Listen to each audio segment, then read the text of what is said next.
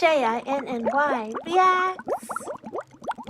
Hey, welcome back to my channel. Today I am going to talk about something that you might be really interested in.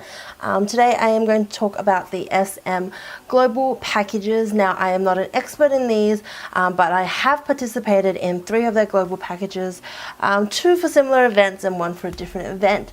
All 3 of them were in different cities, so I thought I could do a quick video that does an overview of what global packages are, and if you have any questions you can ask them below and I'll try my best to answer them. So first I'm going to start off with the packages that I have. I have 3 packages in total. The first one is for the Exoridium in Tokyo, which was my first global package.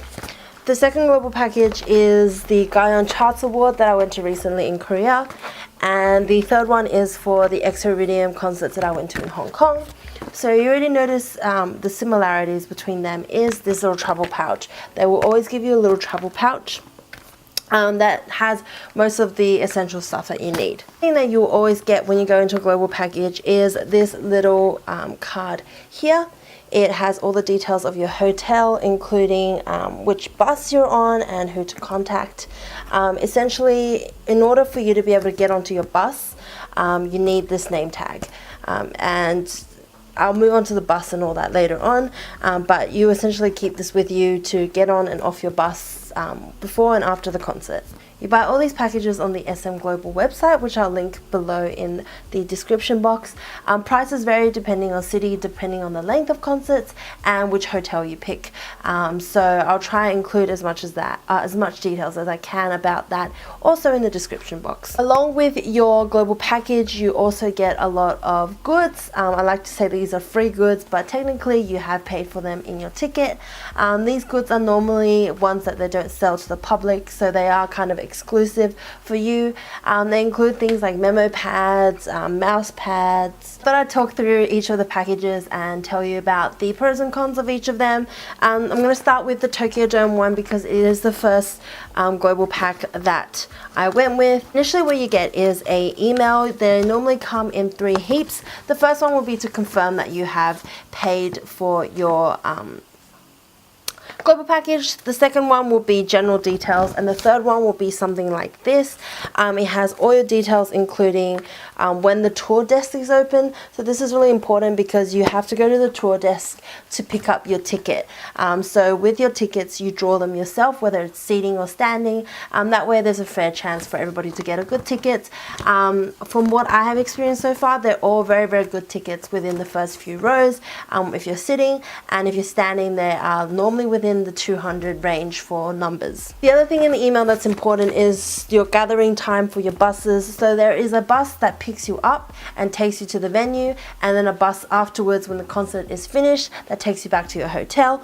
Obviously this is optional, so you don't have to catch the bus, but if you are, you do have to look at your schedule and make sure that you are on time. They do depart very accurately to the timetable, so if you are late or if you can't make it, or if you're not going to take the bus, it's best to call the people that's on your little name badge thing and let them know that you're not going to be taking the bus, or else they might be waiting for you and they won't know where you are. Of course, then it's got like an itinerary which goes day by day, including check-ins, when the hotel is, blah blah blah blah, because it has multiple courses. So if it's like a 2-day concert, they have courses which include both days of the concert or just a single day. So make sure you know which course you are. I normally highlight it. This one's for Hong Kong, even though I'm talking about Tokyo, but it has a page about your hotel, so the phone number, check-in time, website, like even the power outlet and stuff like that. One of the things I like to highlight is if it includes breakfast, because if it does, I would like to, be part of that. They normally also tell you about transport, normally from the airport or nearest train station, stuff like that, so that you know how to get to the hotel if you are flying in just for the event. For the Tokyo Dome concert, I stayed at the Shinjuku Washington Hotel, which was a very, very nice hotel. It was a smaller hotel, but most hotels in Japan in that price range is a similar size. Obviously you can see here that I was part of the C package, and it was a single room that I requested. ticket. It has a staff contact number in case anything goes wrong. So I didn't actually make it for the info desk, the tour desk opening time, so I gave that number a call and let them know, and I ended up meeting the girl who was in charge of all that in her hotel, like in the hotel at a later time, and the reason was because I was at a BTS concert. But yes, so like I said, you pick your own ticket, but if you are late for any reason, you might have to meet them the next day or later in the hotel. So tickets normally come in these little black envelopes. It has the date in the corner. For Japan, these were what the tickets look like. For the first night, I was in section like 25 here. I don't know if you can see that. Row 2, seat 1, which was actually right at the front of the stage. For the second night, I was in section 11, row 4, seat 9, which ended up being the first row of a side stage. So I'll put a picture up here of the seating chart and the 2 seats I had on the first night and on the second night. So like I said, I didn't draw these ones. They were the leftover ones.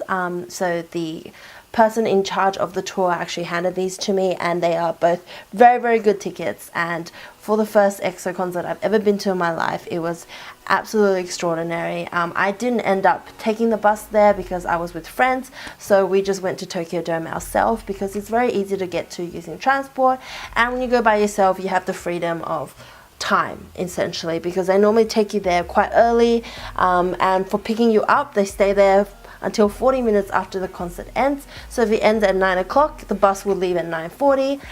If it ends at 9:30, then it will leave at 10 past 10. So that's the schedule they stick to. The second global package I went with was the Exoridium in Hong Kong. It was also a 2-day concert, but instead of seating, I decided to go with standing. The reason I went with standing was A, the seating was sold out, but B, I had been to the Expo Center for Mama before, and I knew that the seats weren't as close as they were in Tokyo, so standing would have been more beneficial for me, although my biggest concern was actually the crowd, but the sections I was in didn't end up being too crowded. So once again, I have my little ticket here. It says my hotel, and it says there were a lot of buses for this one because there's a lot of people that came, so it actually tells me which number of the bus that I am on. As per usual, it just says standing ticket, my package, and it says single because I booked a single room. The hotel that I stayed at was Dorset at Sungwon, and it was really, really nice. It was like the largest hotel I've been to in Hong Kong. However, it is a bit further out from the city, but you can catch a train there as there is a train station. I did go with the bus this time only because it is a lot cheaper to go with the bus.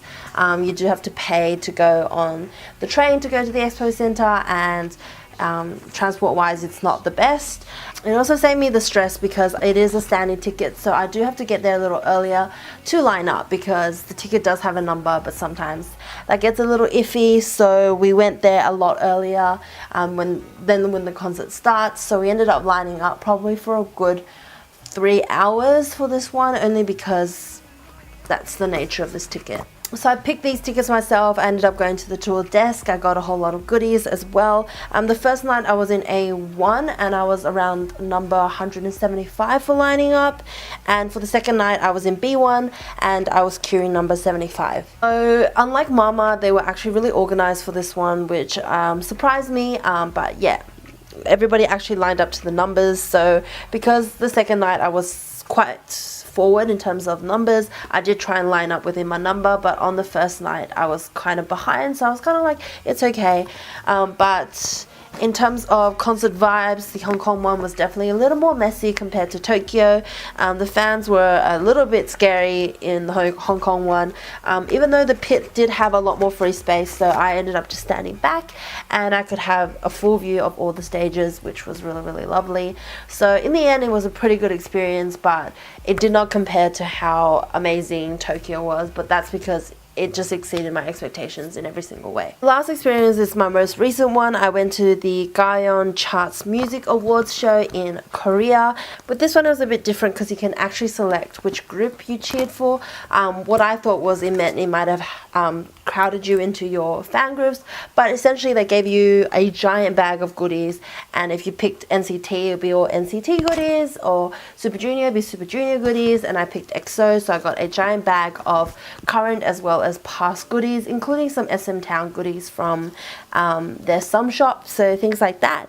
This is the ticket for it. I was in section F2, row 3, seat 1, which ended up right in front of the extended stage, and to be honest, it was completely insane because it was such a small venue, and Mama was in a small venue, but because it was a lot longer, the sound wasn't as noisy, although I still found it a little unbearable at times. But this venue was so small and the screams were so loud, my ears were actually ringing.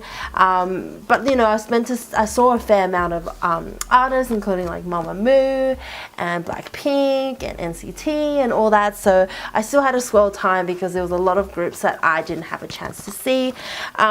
This time I stayed in a hotel called Urban Place, and it is probably one of the best hotels I've stayed at out of these 3 packages.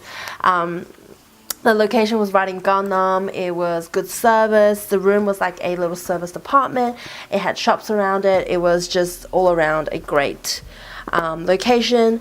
So with most packages, you can actually extend your stay in the hotel. Some don't, but with most of them you can normally request an extension. Just some pros and cons about all of these global packages in general. The pros are, one, you do get guaranteed good tickets, like you have to pay lots for those good tickets if you buy from a second hand, and the chances of you getting those tickets first hand is also really hard, which leads on to my second pro, is that you don't have to worry about ticket sales, because especially if you never bought tickets in Korea or Japan or even Hong Kong, you don't really understand the ticketing system, and often it requires you to have an address overseas, which you might not have. So it really saves you a lot of stress on those 2 things, and those are the 2 things I normally worry a lot about.